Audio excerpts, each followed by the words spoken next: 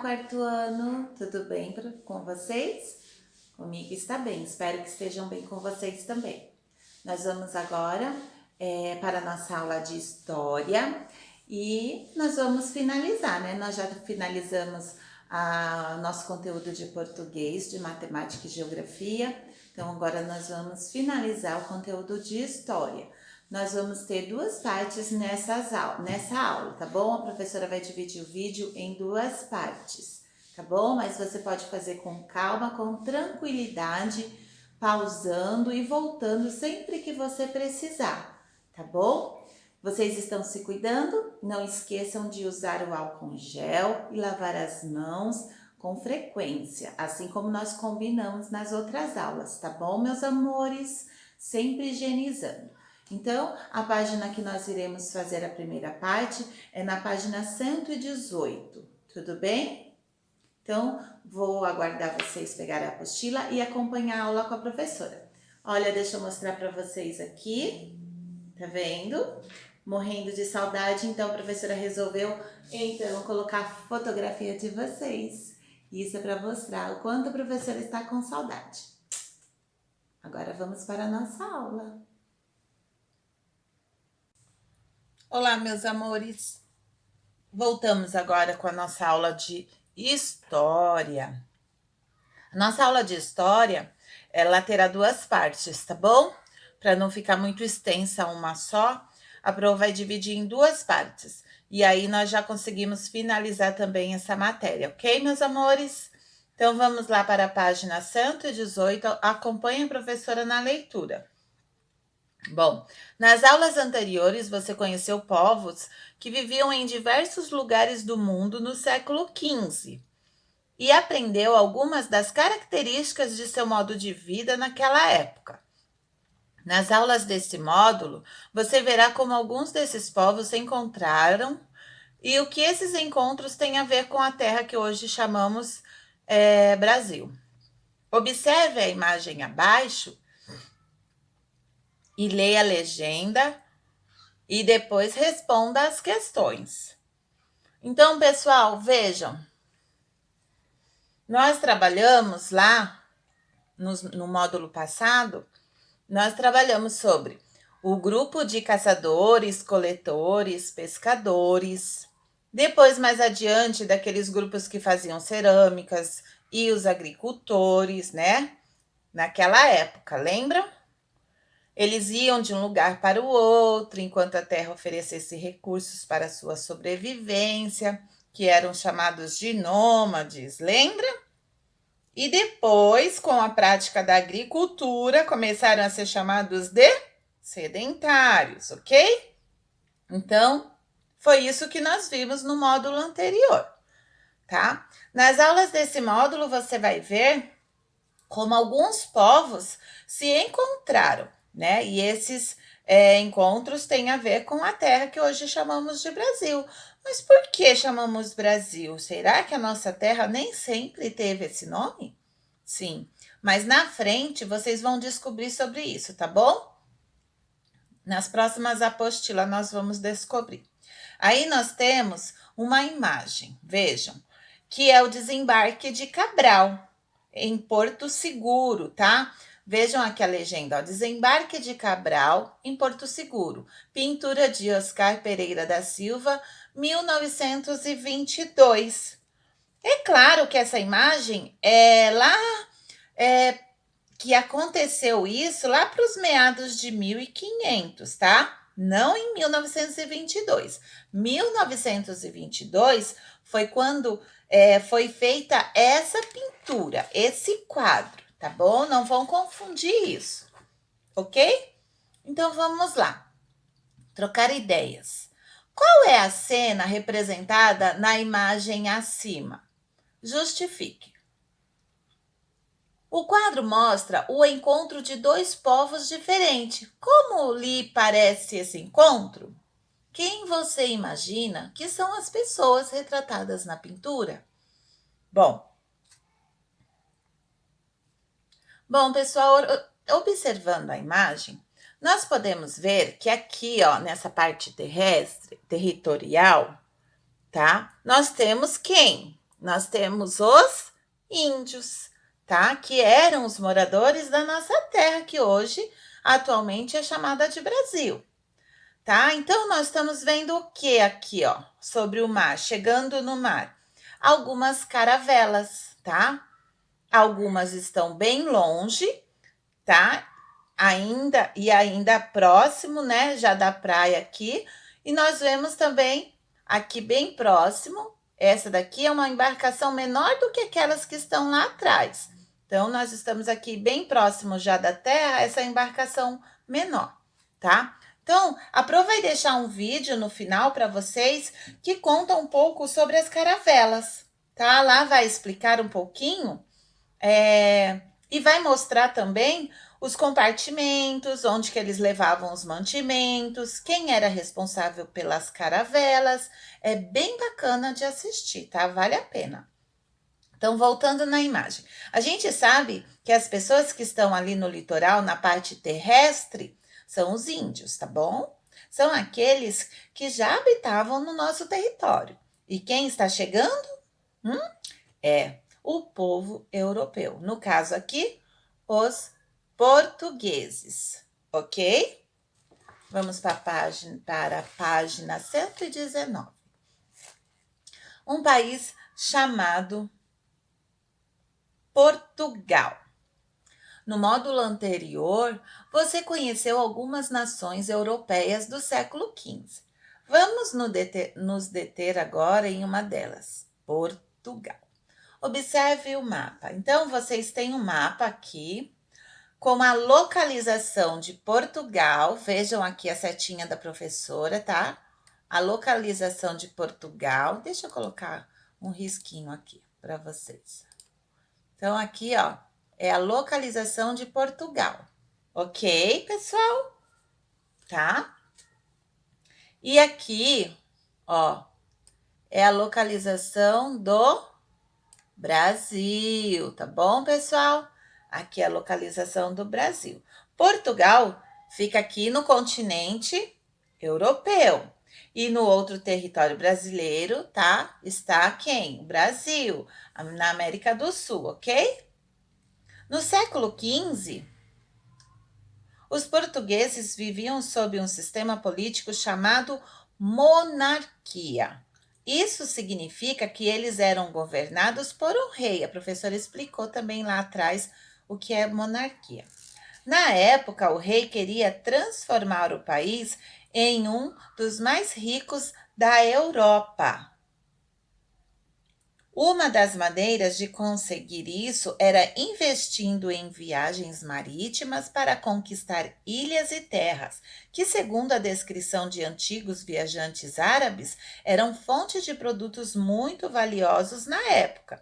O que eles procuravam? Especiarias, marfim, ouro, prata e pedras preciosas, além de outras mercadorias, ok? Então, gente, para eles, a prática da navegação era uma prática lucrativa, tá bom?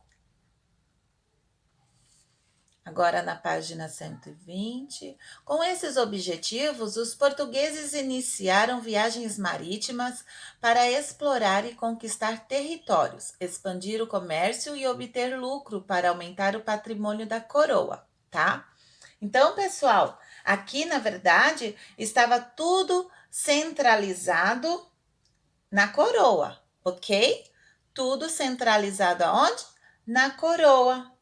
A coroa, pessoal, naquela época, era a expressão utilizada quando a gente se referia ao governo de um rei ou de uma rainha, tá?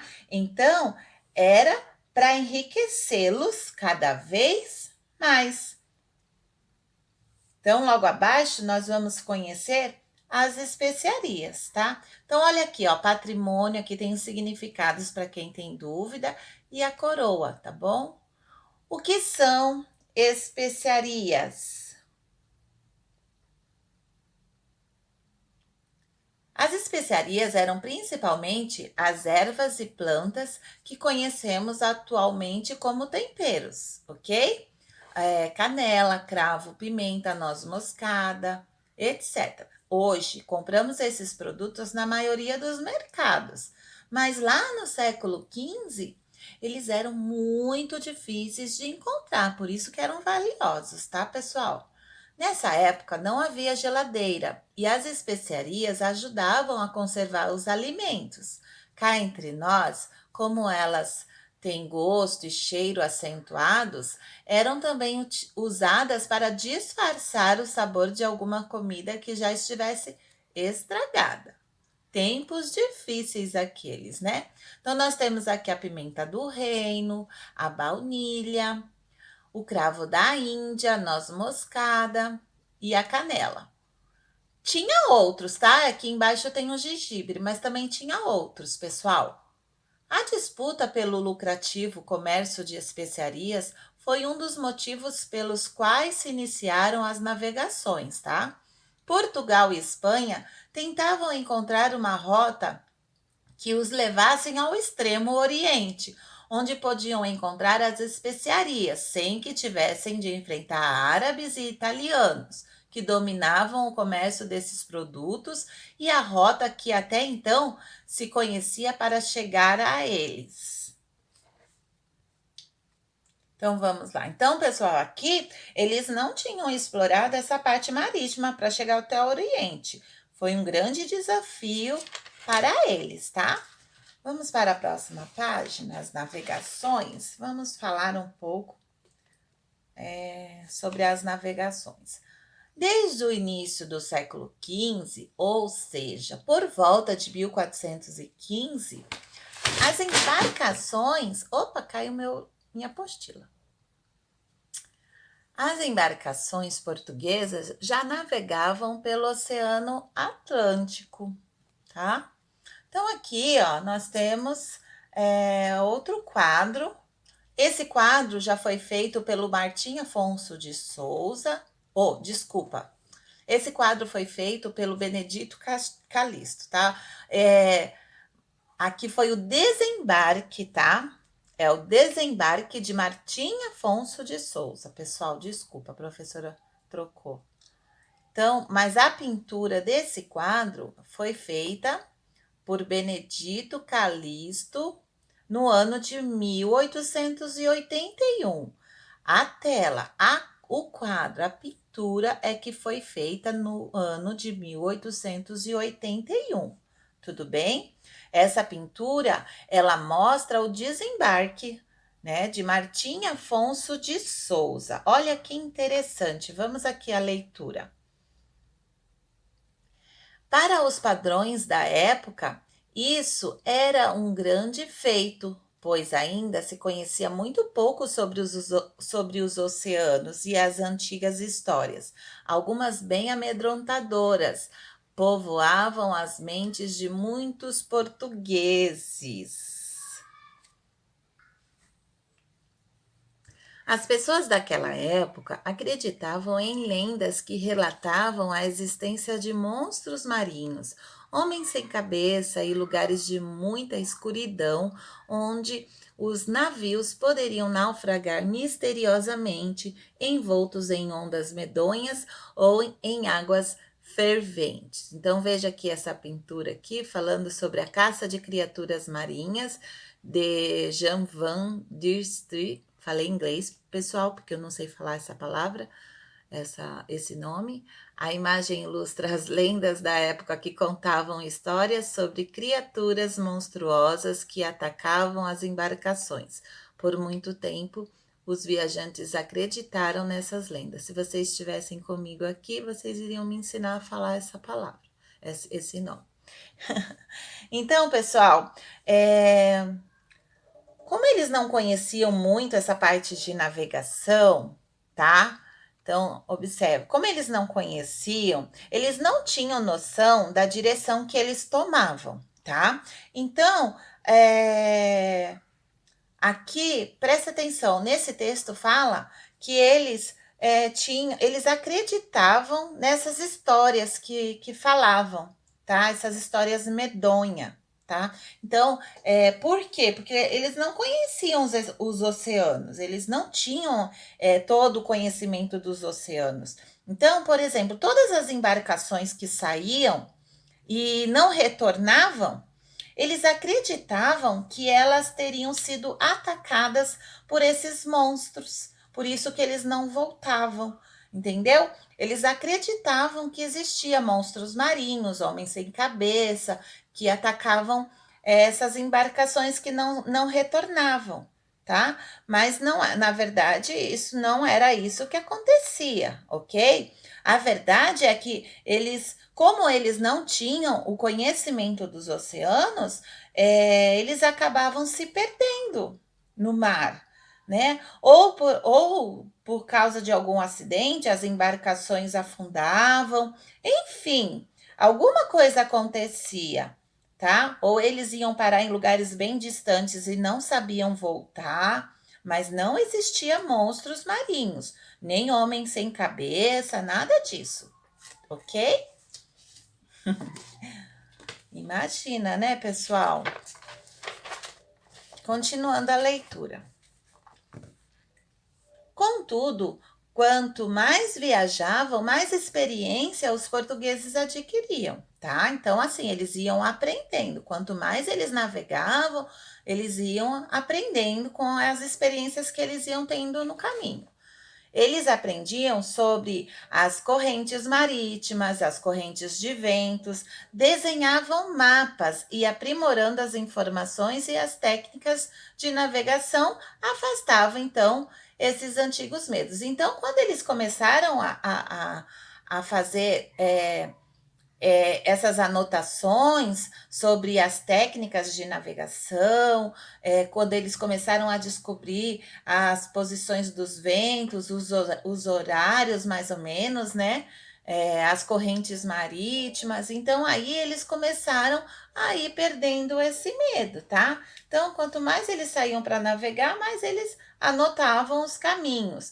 E tudo que eles iam aprendendo, eles anotavam. Então, a gente já pode pensar que aí começou a aparecer os primeiros mapas, tá? Foram surgindo, né, a partir daí. E com isso, aos poucos, aquele grande mito, né, que eles falavam sobre os monstros, foram perdendo, foram se perdendo. Tudo bem?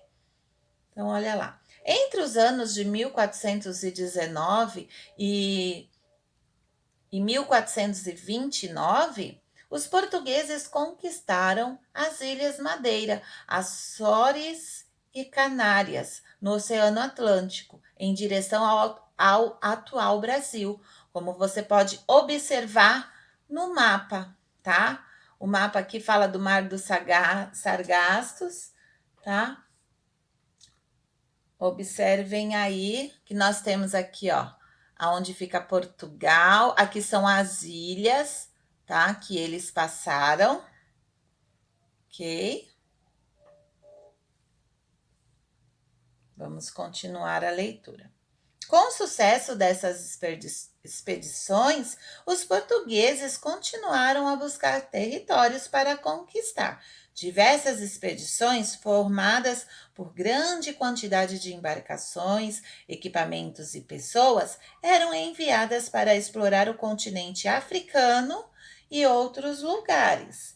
Tá? Então, sempre com aquela intenção, pessoal, de conseguir o quê? Sempre com a intenção de conseguir mais riqueza, explorar e adquirir mais riqueza, tá bom?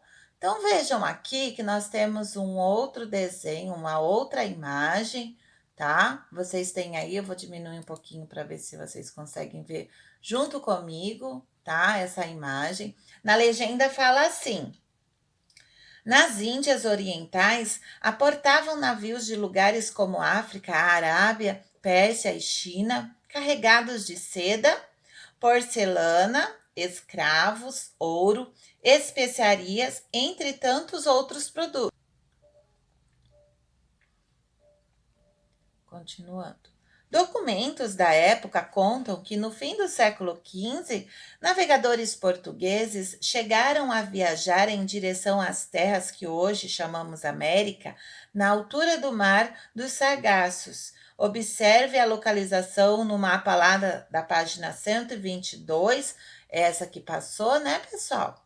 Então, olha lá, eles preferiram manter as navegações em direção ao Oriente, tá?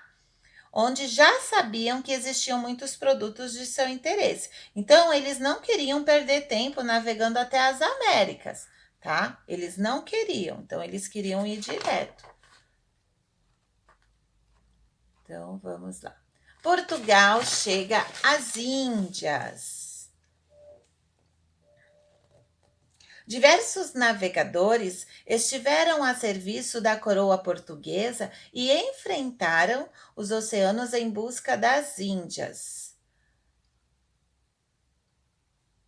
que compreendia a atual região da Índia e territórios em seu entorno. Aqui na imagem mostra página 124. Portugal mostra, né, que Portugal chega às Índias, ok? Então, não foi tão fácil assim quando eles decidiram fazer essa navegação até o Oriente. Não foi logo também na primeira expedição que eles conseguiram fazer, tá? Eles foram, aí não conseguiam, retornavam, depois iam de novo. Então, assim, não foi fácil, ok? Eles tiveram várias experiências até eles conseguirem fazer isso, tá? Então, olha lá, Vasco da Gama ficou conhecido por ser o primeiro a chegar pelo oceano, aquele destino tão cobiçado. Ele partiu de Portugal em 1497 com 3 navios e um barco de mantimentos, chegando ao seu destino um ano depois, após contornar toda a costa africana. Voltou para o seu país em 1499 com os navios carregados de especiarias e outros artigos valiosos, tá? Então, aqui está a foto, né? Esse aqui é o Vasco da Gama. Deixa eu aproximar mais a imagem, tá? Esse aqui é o Vasco da Gama, vocês podem ver. É o cartão educacional, ó, a imagem é o cartão educacional do século XIX, que ilustra Vasco da Gama deixando Portugal em direção às Índias, que era o lugar que eles tanto cobiçavam em ir, tá? Vasco da Gama, ele era um explorador português. Ele estava a serviço do rei de Portugal, tá? Então ele começou a navegar bem novinho. Então, com isso, ele adquiriu o quê? Muita experiência, tá?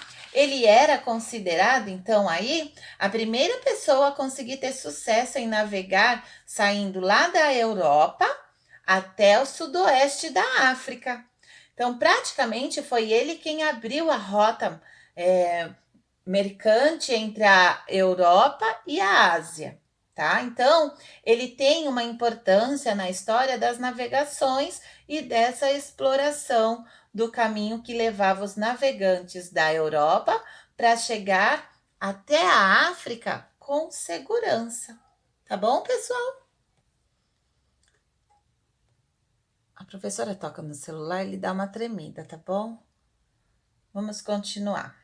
Com as viagens pelos oceanos, o comércio português trouxe para a Europa produtos diferenciados, fortalecendo a economia da coroa. Com isso, as viagens marítimas passaram a interessar não apenas ao rei, como também aos nobres, ao clero e aos investidores estrangeiros, tá? Então, pessoal, os nobres são pessoas que tinham muito dinheiro, tá? O clero quer dizer que era o conjunto de sacerdotes da igreja daquela época, tá? Então, todos ficaram ali interessados por esta expedição, certo? Então, pessoal, aí vai ter um caça-palavras. O número 2, uma perguntinha para vocês responderem, baseado no texto. E o número 3 também, que é facinho de fazer. Você só vai procurar aqui, você vai pintar a cor da legenda correta, qual foi as primeiras viagens, tá bom? E depois, qual foi a viagem certeira de Vasco da Gama? Lembra que eu falei que ele passou por diversas vezes, não foi fácil, várias vezes, ele foi em vários lugares primeiro, depois voltou, e aí sim, depois ele retorna e consegue chegar no seu destino que tanto queria. Então, é só para você pintar a legenda, tá? Com as cores adequadas. Eu volto na segunda parte desse módulo. Um beijo.